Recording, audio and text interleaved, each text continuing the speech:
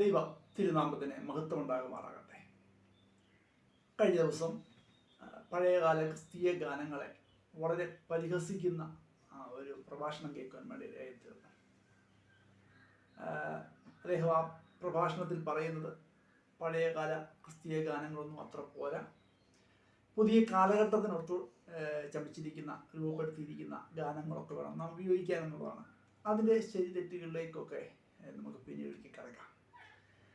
നമ്മൾ പഴയ ക്രിസ്തീയ ഗാനങ്ങൾ ദൈവജനം കൂടുതൽ ഇഷ്ടപ്പെടാനുള്ള കാരണം പലപ്പോഴും ആ ക്രിസ്തീയ ഗാനങ്ങളുടെ എല്ലാം പുറകിൽ അതികഠിനമായ ജീവിത അനുഭവങ്ങൾ ഉണ്ടായിരിക്കും.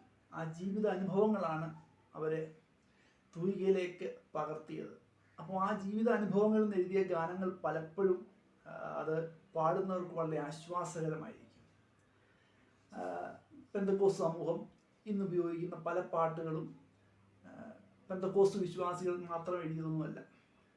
മറ്റിതര ക്രൈസ്തവ സമൂഹങ്ങളിൽ നിന്നുള്ളവർ എഴുതുന്ന നിരവധി ഗാനങ്ങൾ വേർപെട്ട ക്രിസ്തീയ സമൂഹങ്ങളിൽ നിന്ന് ഉപയോഗിക്കാറുണ്ട്. അതൊരു സത്യം തന്നെയാണ്.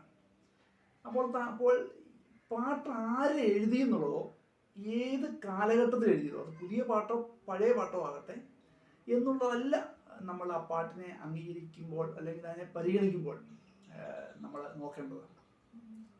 വിശുദ്ധന്മാർക്ക് ഒരിക്കലായി ഫലമേൽപ്പിക്കപ്പെട്ടിരിക്കുന്ന അതിവിശുദ്ധ വിശ്വാസ പ്രമാണവുമായി യോജിക്കുന്ന, നമ്മളൊക്കെ വിശ്വസിക്കുന്ന ദൈവവചനവുമായി പൂർണ്ണമായി യോജിക്കുന്ന ഗാനങ്ങൾ അത് മാത്രമേ നമ്മൾ സ്വീകരിക്കാവൂ.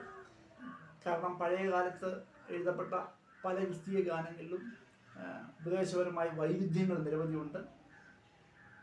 വേർപെട്ട ക്രിസ്തീയ സമൂഹങ്ങൾ ഒരിക്കലും ഉപയോഗിക്കാൻ പാടില്ലാത്ത വരികൾ അതിലുണ്ട്. എന്നാൽ പുതിയ കാലഘട്ടത്തിലേക്കൊക്കെ വരുമ്പോൾ അതിന് അല്പം കൂടെ മാറ്റം വന്നു. പ്രത്യേകിച്ച് ഇന്നത്തെ കാലഘട്ടത്തിൽ ഈ ഡാൻസും പാട്ടും ഡപ്പാൻകുത്തും ഒക്കെ ഇഷ്ടപ്പെടുന്ന ഒരു തലമുറ, വള്ളിനിക്കലിട്ട് സഭായോഗത്തിനൊക്കെ വരുന്ന തലമുറ എഴുന്നേറ്റ് വന്നപ്പോൾ അവരെയൊക്കെ പ്രീതിപ്പെടുത്തുവാൻ വേണ്ടി ഒരുതരം ഗാനമേള സ്റ്റൈലിലേക്കൊക്കെ സഭായോഗത്തിലെ ഒരു ആരാധന, നമ്മളൊക്കെ പാട്ടൊക്കെ പാടുന്ന ആ ഒരു സമയത്തെ ഒരു ഗാനമേള രൂപത്തിൽ ഒരു ഡിസ്കോ ഡാൻസ് കളിക്കാനുള്ള ആ ഒരു സാഹചര്യത്തിലേക്കൊക്കെ അടുപ്പിക്കാൻ വേണ്ടി ഒരു കൂട്ടം ക്രിസ്തീയ ശുശ്രൂഷകന്മാർ ശ്രമിക്കുന്നു. അപ്പോൾ അവർക്കാണ് പലപ്പോഴും ഈ പഴയ ഗാനങ്ങളോട് ഒരു വിരോധം തോന്നാൻ കാരണം. പഴയ ഗാനങ്ങളൊക്കെ അനുഭവത്തിൽ നിന്ന് എഴുതിയതായതുകൊണ്ട് അതൊക്കെ ആത്മാവിൽ നിന്നും അത് പാടിയെങ്കിൽ മാത്രമേ അത് നമുക്ക് പ്രചോദനമായി തീരത്തുള്ളൂ. അത് കേൾക്കുമ്പം പെട്ടെന്ന് തുള്ളിച്ചാടുവാനൊന്നും തോന്നത്തില്ല. ഈ ആത്മാവിനും സത്യത്തിലും ആരാധിക്കുക എന്ന് പറഞ്ഞാൽ ഈ ഡിസ്കോ ഡാൻസ് കളിക്കുകയാണ് എന്നൊരു തോന്നൽ പലർക്കും ഉണ്ട്. ഒരിക്കലുമല്ല. ആത്മാവിലും സത്യത്തിലും ആരാധിക്കുക എന്ന് പറഞ്ഞാൽ ഒരിക്കലും ഡിസ്കോ ഡാൻസ് കളിക്കുക എന്നുമല്ല. ആത്മാവിലും സത്യത്തിലും ആരാധിക്കുക എന്ന് പറഞ്ഞാൽ ആത്മാവിൻ്റെ അനുസരണമായിരിക്കണം ആരാധന എന്നുള്ളതാണ്. മനസ്സിലായാലും? ആത്മാവിൻ്റെ അനുസരണമായിരിക്കണം ആരാധന. അപ്പം നമ്മൾ ഏതൊരു ഗാനം തിരഞ്ഞെടുത്താലും അതിൽ ഈ നമ്മളിന്ന് ആധുനിക ലോകത്തിൽ കാണുന്ന, ആധുനിക ലോകത്തോട് ഏറെ ചേർന്ന് നിൽക്കുന്ന നൃത്തങ്ങളോ കലാരൂപങ്ങളോ ഒന്നുമല്ല ക്രിസ്തീയ ആരാധന. ഈ ആരാധന നമ്മൾ ഉദ്ദേശിക്കുന്നത് പോലെ ശബ്ദ കോലാഹലങ്ങൾ മാത്രമല്ല ആരാധന. ശബ്ദ കോലാഹലങ്ങൾ ആരാധന ഉണ്ടാകാം.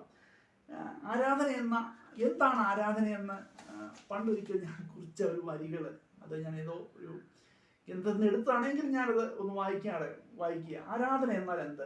ലളിതമായ ഭാഷയിൽ പറഞ്ഞാൽ തന്നിലും വലിയവനും ശ്രേഷ്ഠനുമാകുന്ന വ്യക്തിയോട് തോന്നുന്ന വിവരണാതീതമായ സ്നേഹവും ഭക്തിയും ബഹുമാനവും ഭയവുമെല്ലാം ഇടകലർന്ന സമീപനമാണ് ആരാധന. അത് ആരാധിക്കപ്പെടുന്ന വ്യക്തിയുടെ സാന്നിധ്യത്തിലും അസാന്നിധ്യത്തിലും ആരാധകന്റെ മാനസിക തലങ്ങളിൽ ഉൾപ്പെടെ എപ്പോഴും തെളിഞ്ഞു നിൽക്കുന്ന വികാരവും ജീവിത ശൈലിയുമാണ്. ക്രിസ്തീയ ഗാനം എന്ന് പറഞ്ഞാൽ അതൊരു ക്രിസ്തീയ ആരാധന എന്ന് പറയുന്നത് അതൊരു ജീവിത ശൈലിയാണ്. റോമാലേഖനം 12-ാം അധ്യായത്തിലേക്കൊക്കെ വരുമ്പോൾ നമ്മൾ ബുദ്ധിയുള്ള ആരാധനയായി നിങ്ങളുടെ ശരീരങ്ങളെ ജീവനും വിശുദ്ധിയും ദൈവത്തിന് പ്രസാദമുള്ള യാഗമായി സമർപ്പിപ്പിൻ. ക്രിസ്തീയ ആരാധന എന്ന് പറയുന്നത് നാം നമ്മെ തന്നെ യാഗമായി സമർപ്പിക്കുന്നതാണ്. അതുകൊണ്ട് തന്നെ നമ്മൾ ഈ ഗാനത്തെക്കുറിച്ച് പറഞ്ഞു വരുമ്പോൾ നമുക്ക് ഏത് ഗാനം ഉപയോഗിക്കാം. നമുക്ക് വേർപെട്ട ദൈവജനത്തിന് സ്വീകാര്യമായ ഏത് ഗാനവും ഉപയോഗിക്കാം. പക്ഷേ അത് നമുക്ക് ആത്മീയ വർധന വരുത്തുന്നതാണെങ്കിൽ മാത്രം. പല ഗാനങ്ങളും ആത്മീയ വർധന വരുത്തുന്നതല്ല എന്നുള്ളത് കൊണ്ടാണ് ആത്മീയ വർധന വരുത്തുന്നതാണെങ്കിൽ മാത്രമേ ഉപയോഗിക്കാവുള്ളത് പറയുന്നത്. ഞാൻ ഒരു വാക്യം മാത്രം വായിച്ചുകൊണ്ട് ഞാൻ ഈ ലഘു സംഭാഷണം ഞാനങ്ങ് അവസാനിപ്പിക്കുക. ഇതിനെപ്പറ്റി പിന്നീട് ഒരു ദിവസം ഞാൻ സംസാരിക്കാൻ വേണ്ടി ആഗ്രഹിക്കുന്നു. യൂദ ലേഖനം അതിൻ്റെ 20-ാം വാക്യത്തിലേക്ക് വരുമ്പോൾ, നിങ്ങളോ പ്രിയമുള്ളവരെ, നിങ്ങളുടെ അതിവിശുദ്ധ വിശ്വാസത്തെ ആധാരമാക്കി നിങ്ങൾക്ക് തന്നെ ആത്മീക വർധന വരുത്തിയും പരിശുദ്ധാത്മാവിൽ പ്രാർത്ഥിച്ചു നിത്യജീവനായി നമ്മുടെ കർത്താവായ യേശു ക്രിസ്തുവിൻ്റെ കരുണയ്ക്കായി കാത്തിരുന്നുകൊണ്ട് ദൈവസ്നേഹത്തിൽ നിങ്ങളെ തന്നെ സൂക്ഷിച്ചുകൊള്ളുകയും. അപ്പം ദൈവസ്നേഹത്തിൽ നമ്മളെ തന്നെ സൂക്ഷിക്കുവാൻ ഉതകുന്ന ഗാനങ്ങൾ, അത് പഴയതാകട്ടെ പുതിയതാകട്ടെ, ചുരുക്കം പറഞ്ഞാൽ നമ്മളൊരു ഗാനം തിരഞ്ഞെടുക്കുമ്പോൾ അതിലെ ഓരോ വരികളും നമ്മൾ ശ്രദ്ധിക്കണം. അതിനകത്ത് ദുരുപദേശങ്ങളൊന്നുമില്ലെങ്കിൽ, നമുക്ക് നമ്മളെ വഴിതെറ്റിക്കുന്നതൊന്നുമില്ലെങ്കിൽ, പാപത്തിന് വഴിയിലേക്ക് നയിക്കുന്നതൊന്നുമില്ലെങ്കിൽ തീർച്ചയായിട്ടും നമുക്കത് സഭായോഗങ്ങൾ ഉപയോഗിക്കാം. നമ്മുടെ ആരാധനയുടെ ഭാഗം തന്നെയാണ് പാട്ടുകളൊക്കെ പാടുന്നത്. അപ്പോൾ തീർച്ചയായിട്ടും നമുക്ക് ഉപയോഗിക്കാം. പക്ഷേ അതിന് ദുരുപദേശങ്ങളുണ്ടെങ്കിൽ, അത് ആരെഴുതിയതാണെങ്കിലും ഏത് കാലഘട്ടത്തിൽ എഴുതിയതാണെങ്കിലും നമ്മൾ തീർച്ചയായിട്ടും തള്ളിക്കളയണം. ദൈവം നമ്മളെ എല്ലാവരെയും അനുഗ്രഹിക്കുമാറാകട്ടെ.